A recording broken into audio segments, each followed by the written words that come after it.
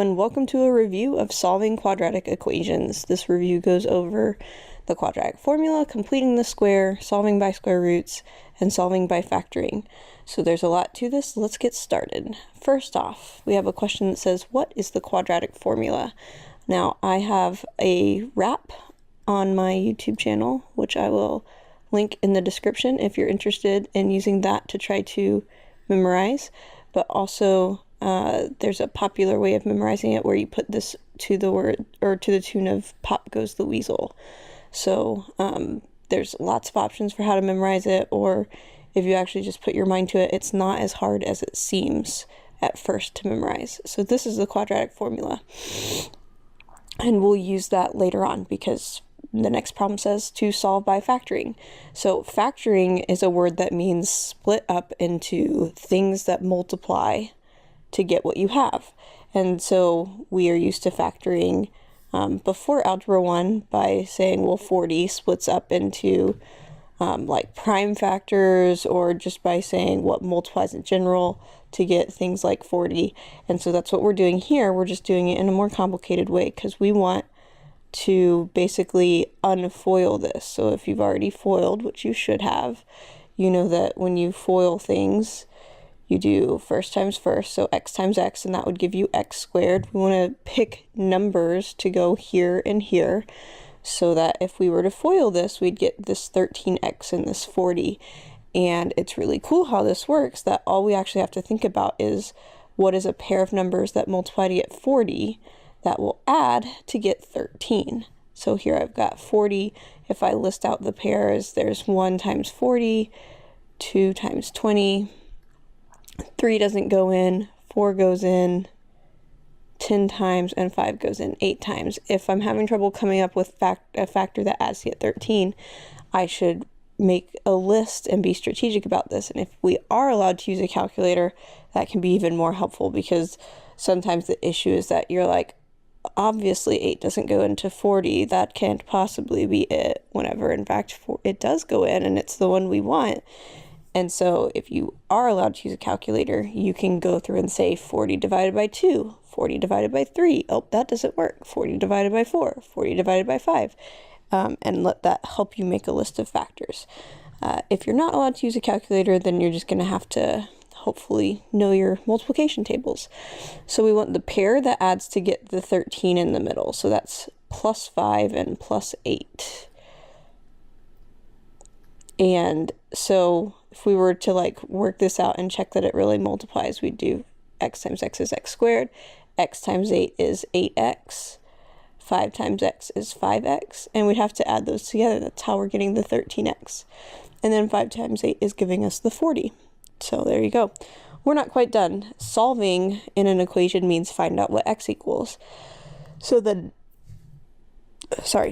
next step that we have to do is say, all right, we have two things multiplied that are supposed to equal 0. That means that either my x plus 5 should equal 0, or my x plus 8 should equal 0.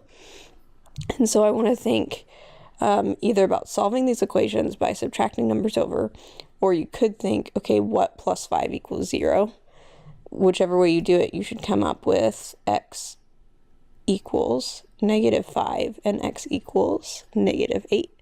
Those are our two answers.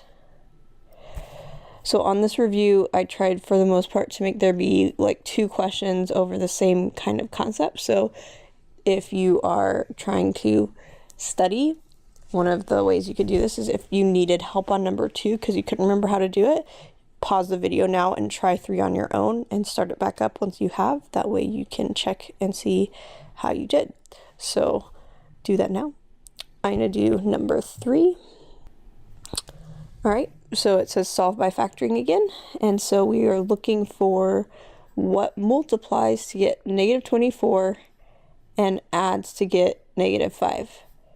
So 1 and 24, I'm going to worry about the negative in a second. 2 and 12. And since we're multiplying to get a negative, one of these will be negative, and that means that we're really thinking about subtracting to get -5, not adding. 3 and 8, and that's the pair we want. And so we would think, okay, do I want it to be -3 plus 8, or do I want it to be negative 8 plus 3? Which of those needs to be negative to add to get a negative 5? So it looks to me like we want the 8 to be negative and the 3 to be positive.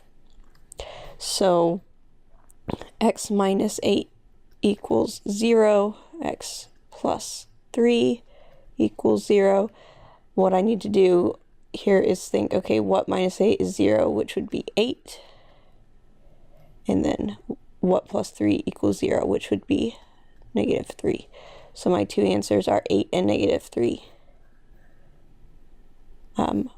So if you paused and restarted, I hope you did well. Also, I'll probably say this again later, just in case you accidentally skipped over it. You can check these answers. You can check these answers by plugging them back in for the x's. So if I do 8 squared minus 5 times 8 minus 24, that should equal 0, or I've done the problem wrong.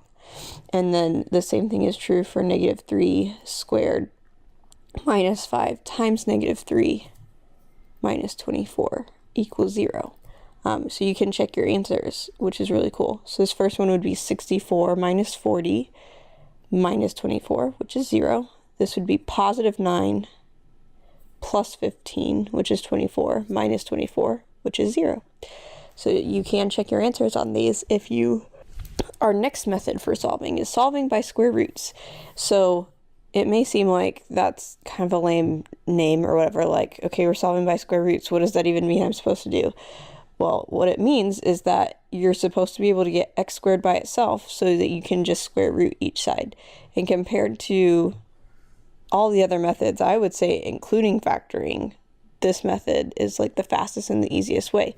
You can only use it when you don't have like a plus 5x or something in the middle here, because if there was an x term without an x squared, we wouldn't be able to actually get the x by itself. So we want to start off here by getting x squared alone, so move the 3 and the negative 75. So I recommend trying to use our old school solving equations methods and add the 75 over first.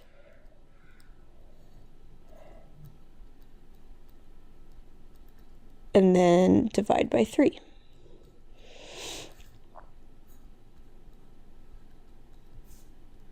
So we get x squared equals 25. So this is where solving by square roots gets its name. I'm going to square root both sides. So x equals 5, but there's a tricky thing here. In general, the vast majority of our quadratic equations are supposed to get 2 answers. And so when we solve by square roots and take the square root in an equation, we're supposed to say, oh yeah, that's the positive and the negative version of whatever we have. Our answer is not just positive 5.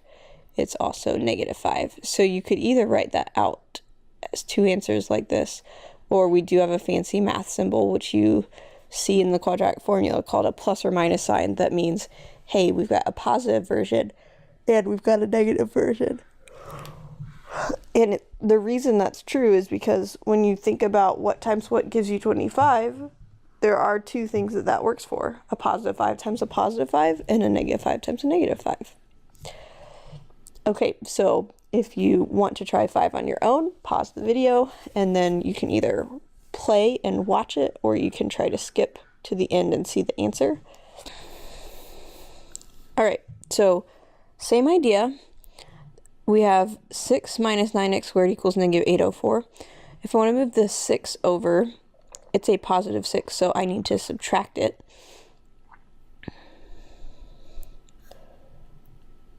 And that leaves me with negative 9x squared equals negative 810. Then we're going to divide both sides by negative 9.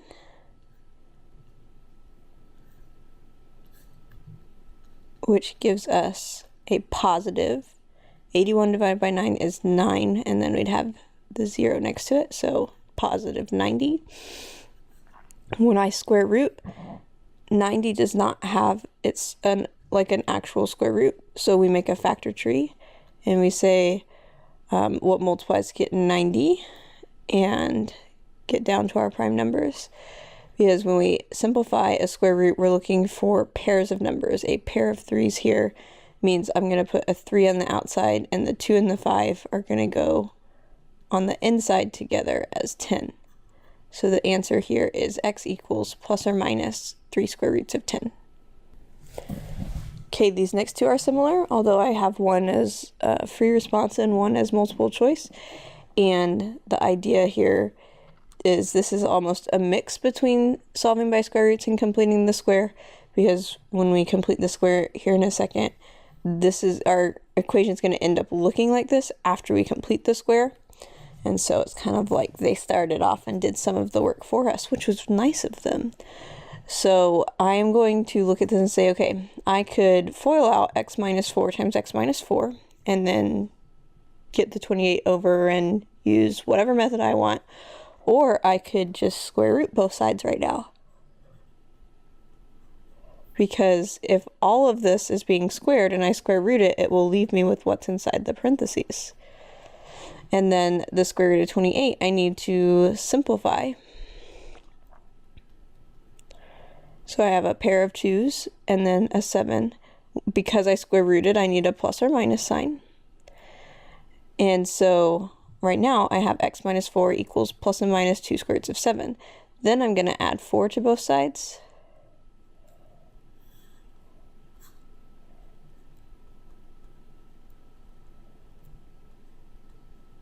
And you can't actually add those together. A 4 you can't put with 2 square roots of 7 unless you put it in your calculator and get a decimal answer, so you just leave it next to each other like this. Number 7. What are the solutions to x plus 3 squared equals 64? This time we have answer choices, so that will hopefully be reassuring if we get the right answer. Remember, you can pause the video and try to do this yourself if you feel like you are ready for that. So we'd get x plus 3 equals the square root of 4, which is plus and minus 8. Then I would subtract 3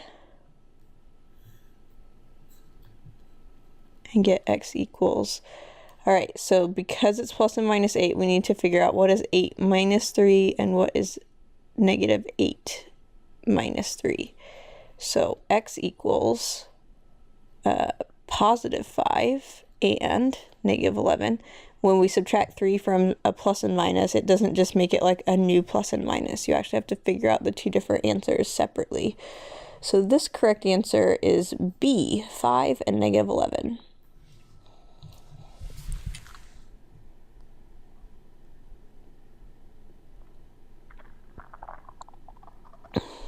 All right, now we're on to completing the square, and this I think might be the only one that only has one question, although number 9 kind of relates to it, and actually we'll do number 9 first.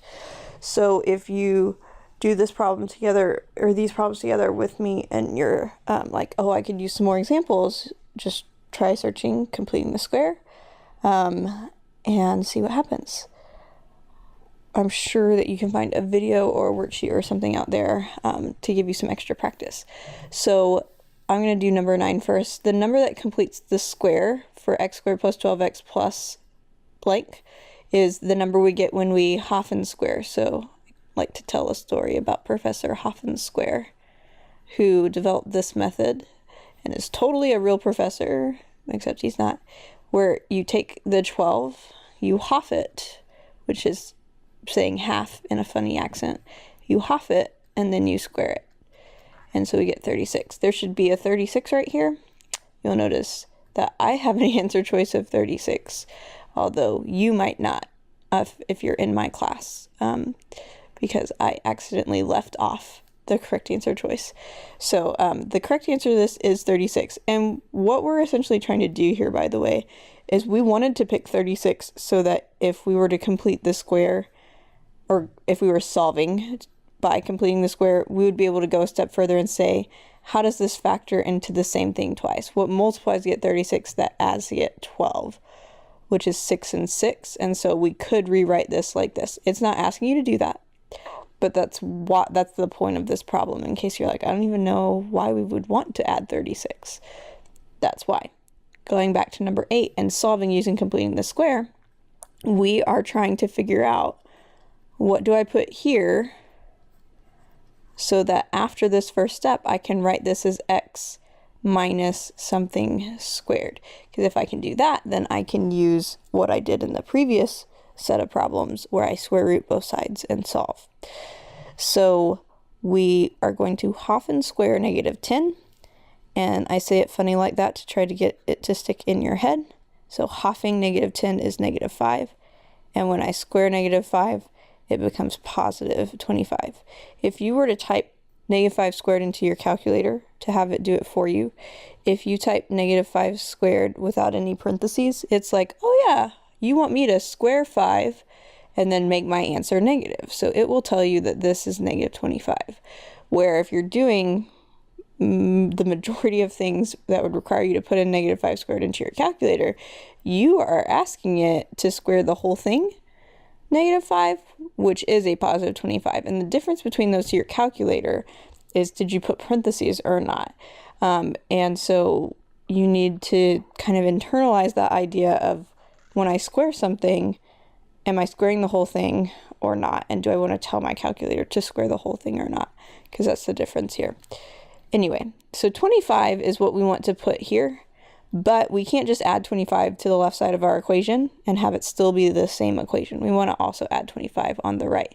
That's using the same sort of properties we use when we solve equations and we add the same thing on both sides. You can't just put a plus 25 wherever you want. You have to make it even on both sides. So that means that on the right, we should have 100 plus 25, which is 125. And on the left, we need to think what multiplies to get 25 that adds to get -10, which is 5. Or -5, actually, but I'd already written down the negative. If this number is negative that we have in squared, then the next number should be negative as well.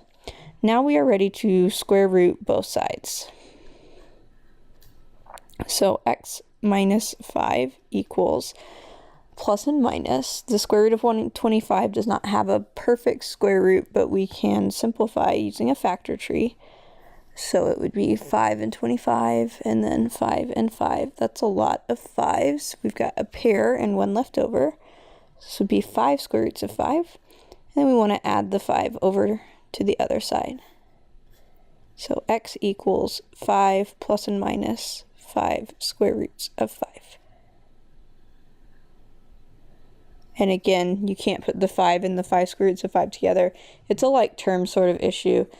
Having 5 square roots of 5, you should think of it like you have 5 of something, like 5 apples. Well, if you have 5 apples and you're trying to add to it 5 of something else, because the other 5 doesn't have a square root of 5, well, we can't put those together and call them all apples. So we leave them separate.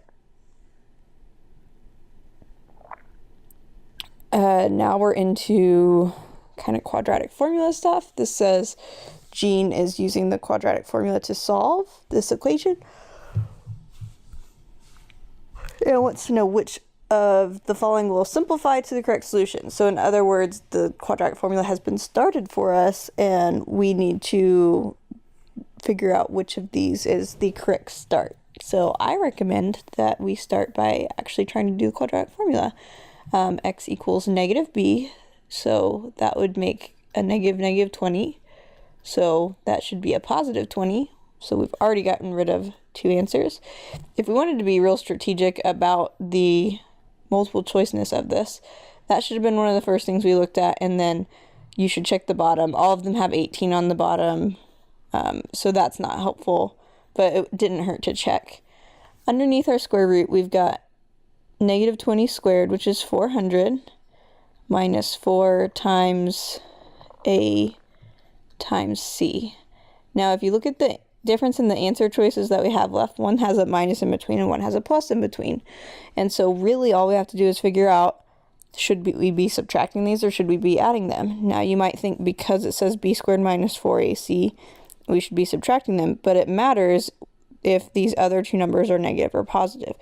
Doing -4 times 9 gives you a negative number, and then timesing that by another negative number gives you a positive number. So in between, we should be adding, which is c, because the negative times the negative cancels and becomes a positive.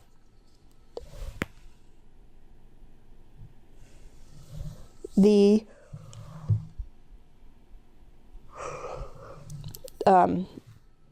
The discriminant of a quadratic equation is negative 60, which statement is true? Now, to remind you, the discriminant is just the part that's b squared minus 4ac. And when we get a positive answer for that, we say that there are 2 real solutions. And when we get the answer of 0, we say that there is 1 real solution. And when we get a negative answer, we say that there are no real solutions. And that's going to come up again later on some questions, so it's one of the reasons I wanted to go through all of them. So they are not making us find the discriminant. They say, hey, the discriminant is negative 60. What does that mean? Well, that means there's no real solutions because negative 60 is a negative number. So we could go ahead and solve the problem. Well, actually, we're in algebra 1, so we couldn't continue solving the problem. We'd just say, hey, there's no real solutions, and be done with it. We've got a couple word problems here, and there's an issue because it talks about a donut in one part, and then it talks about a rock later on. And so I don't know if that's my bad or someone else's bad, but it should have been either a donut or a rock the whole time.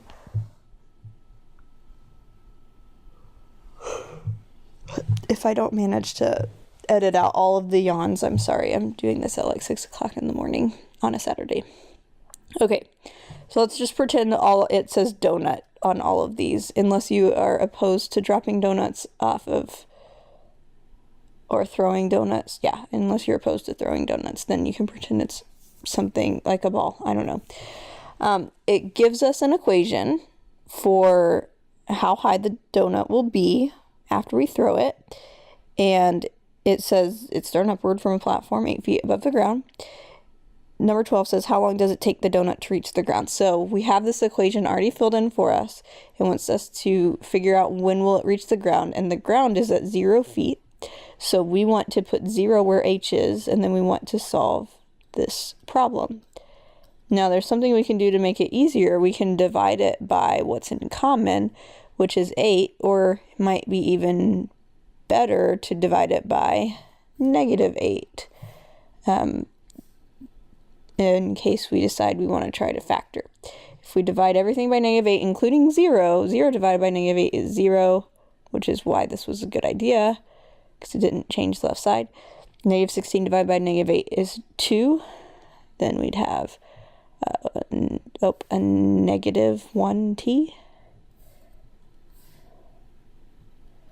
or just negative t, and then minus 1. So this is factorable. And it's factorable either by guess and check, or like we use the box method in class to try to help us. But it's been a while since we did that, and so if you wanted to, you could just use the quadratic formula. And in fact, I am going to show you how to factor it using guess and check. But you also have a secret option here of, since we have answer choices, we could plug in these answer choices and see which one gives us the 0 that we want on the left side. That's an option.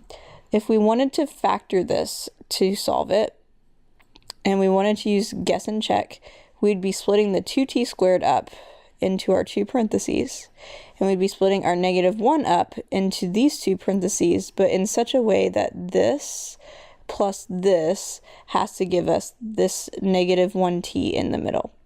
So let's try it. To multiply to get negative 1, you either have to have like positive 1 and negative 1, or have that reversed. So the question is, do we want plus 1 minus 1, or do we want minus 1 plus 1?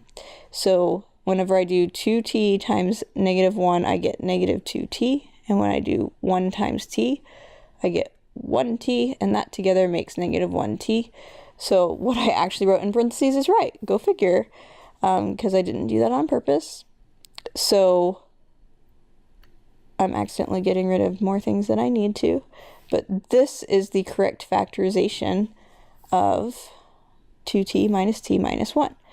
And so then we would take each part of this and set it equal to 0 and solve. So on this one, we'd subtract 1 and then divide by the 2 in front and get t equals negative 1/2. In real world situations like this, a negative answer we just typically ignore because we started time at 0, so -1/2 would be in the past before our problem started. But this t minus 1 gives us a positive 1, and so our answer we're looking for here is 1 second. The next question says, after how many seconds is the rock back at a height of 8 feet? So instead of h equaling 0, we want to know what happens if h is 8. So while I still have the equation visible, I'm going to write it down. 8 equals -16t squared plus 8t plus 8. Again, since this is multiple choice, you could plug in the answer choices to see which one gives you 8. And you'd plug it in for both t's and see how that works. We also could use the quadratic formula. We do need to subtract this 8 over if we're going to do the quadratic formula, or if we're going to factor, really, if we are solving it in general, we'd want to do that. And 8 minus 8 gives us 0. Now, we can do the same thing again where we divide by -2, not -2, -8, and get 0 equals 2t squared minus 1t. And then, since we don't have a third thing here, factoring actually is easier if you realize that it's a thing you can do, because now you can look at this and say they have a t in common that we can take out, and we're left with 2t minus 1. So that lets us say, okay, t equals 0 is one of our answers, and 2t minus 1 equals 0 is one of our answers. So the second one, we'd add 1 and divide by 2 and get t equals a half, which is the same as 0.5. So what I was saying earlier is, if you can do -16 times your answer choice squared plus 8 times your answer choice plus 8, that should equal 8 if that's really the right answer choice. So you might think about playing around with that if you're allowed a calculator. Calculator will help with that a lot, especially the 0.5 squared times -16 part. If you aren't allowed a calculator, it makes it a little bit more difficult, but not impossible. So that will let you check your answer, or even like maybe get the answer without having to do as much work. All right, we've got 2 questions that are similar. Is that expression that we're given a perfect square trinomial? If so, what is the correct factorization? So this goes back to the completing the square idea. So if it's a perfect square trinomial, the relationship we should have is that Hoffman square of -20 should equal 100. So if you Hoff it and then square it and you get 100, then your answer is yes. And then our correct factorization is to say what multiplies to get 100 and adds to get -20, which is -10 and -10. So instead of writing it twice, we could put it together with a squared. Now, if you do write it out twice, I personally won't count off for that, but it is technically like better mathematical notation to write it once with the squared. So the same idea is true on 15. So you might think about doing it yourself and then restarting the video. We want to Hoffman square 7 and see if that gives us 49. And we immediately run into an issue because half of 7 is 7 halves. And then if you square 7 halves, you get 49 over 4. And that's not the same as 49. So our answer on this one is no. And since it's no, we don't write the correct factorization because there isn't one. And the other way to try to do this is to try to factor it. So say what multiplies to get 49 and adds to get 7, which you should come up with nothing because 7 plus 7 is not 7 and 1 plus 49 is not 7. So that would be the other way to think through the problem. The next 3 have to do with finding the discriminant. Now, if it says find the discriminant, you actually need to write the answer for the discriminant. So here's what I mean by that. We're going to do b squared minus 4ac. We're going to label these a, b, and c. If you're familiar with the quadratic formula, it's the same sort of process. We're just putting it into part of the quadratic formula, not the whole thing. So we're going to do 6 squared minus 4 times 5 times 5, which is 36, 20 times 5 is 100, so minus 100.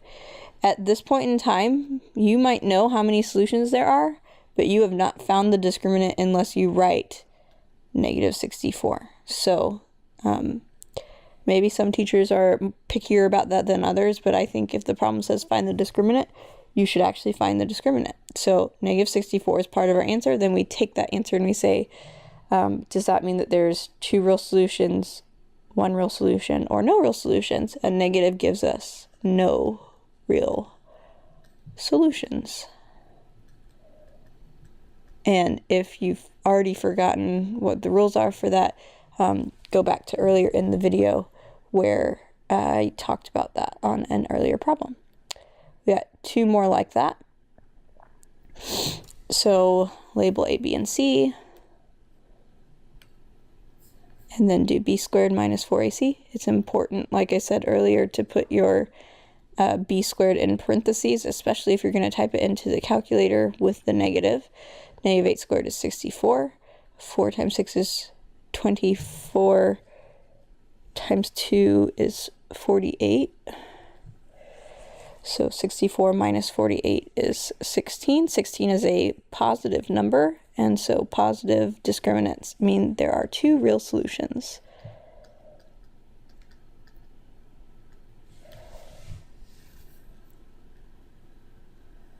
And then this last one, b squared, so 6 squared minus 4 times negative 9 times negative 1. We get 36. We've got 3 negatives, which make a negative. So negative times negative times negative all turns into a single negative. 4 times 9 is 36, times 1 is also 36. So that equals 0. And when our discriminant is 0, that means we would have 1 real solution.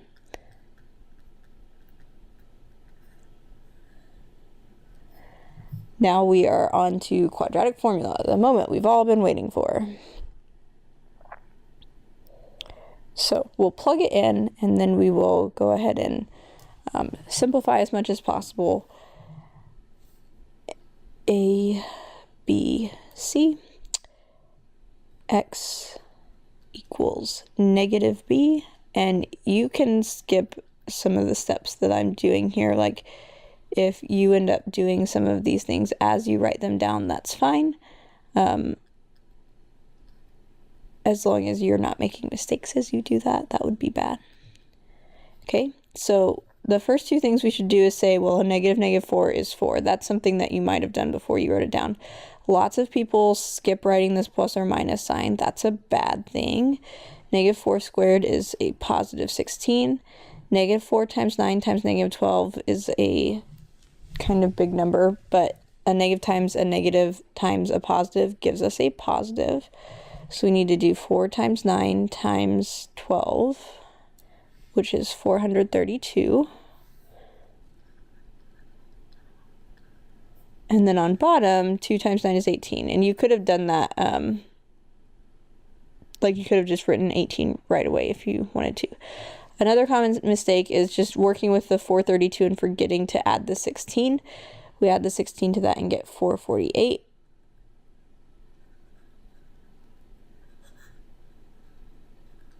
We stop and go, wow, you picked a really terrible number for us to simplify. I know 4 goes into it because there's a bunch of things divisible by 4.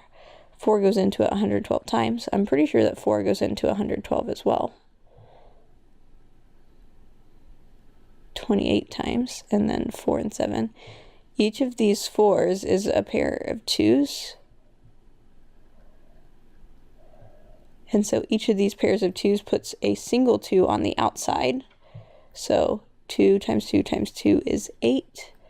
And that leaves us with a 7 on the inside. To finish simplifying this, we ignore the square root of 7 and we say, does this number, and this number, all 3 have something that divide into it? And if so, we divide. If they don't, if only like 2 of them have something that divides, we can't do anything unless we split up the fraction. And most teachers, I think, would prefer you leave it as one fraction instead of splitting it up. I could be wrong about that, but that's what I think is the case. So we're going to divide them all by 2. And the square root of 7 doesn't get messed with because it's a part of the 8. And so only one of those two things would get divided anyway. But also you can't divide normal numbers into square roots. It doesn't work to do that. They're under a square root, so they're kind of protected. So the answer to this is 2 plus or minus 4 square roots of 7 over 9. Number 20 has a bunch of 5s. Interesting. So we're going to plug this in. These are smaller numbers, so hopefully we'll get smaller answers. I mean, like a smaller square root at least would be nice.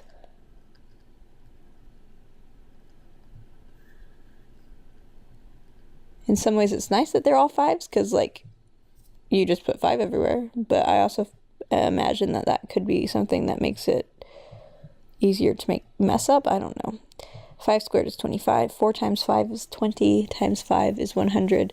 We've got 2 negatives that are making a positive. Oh, what's nice about this is we already simplified square root of 125 earlier. We said square root of 125 was 5 and 25. So we had a pair of 5s and a 5 left for the inside. So negative 5 plus or minus 5 square roots of 5 over 10. So again, we're looking at these 3 numbers and we're saying, is there something that divides into all of them? Which there is. It's a 5. So negative 5. Whoa. Negative 5 plus or minus. Wait, I'm not doing that right. I'm dividing all of them by 5. So negative 1 plus or minus 1 square roots of 5 over 2. Or you don't have to write that 1 in front of the square root. You do need the 1 at the very beginning. Saying 1 square root of 5 is the same as saying square root of 5. I'm going to have to do this quickly because my child just woke up. So 21, what should you do first? Get it in standard form. So in some way, write that out, like either literally get it in standard form yourself and show that work, or just say my first step is to get it in standard form. Whichever of those you'd prefer to do. Well, we don't need to answer 23 together because that's an opinion question. 22 though, what needs to happen in order for us to say that there is no solution to a quadratic equation? That would be that there has to be a square root under the negative. That I said that backwards. A negative under the square root.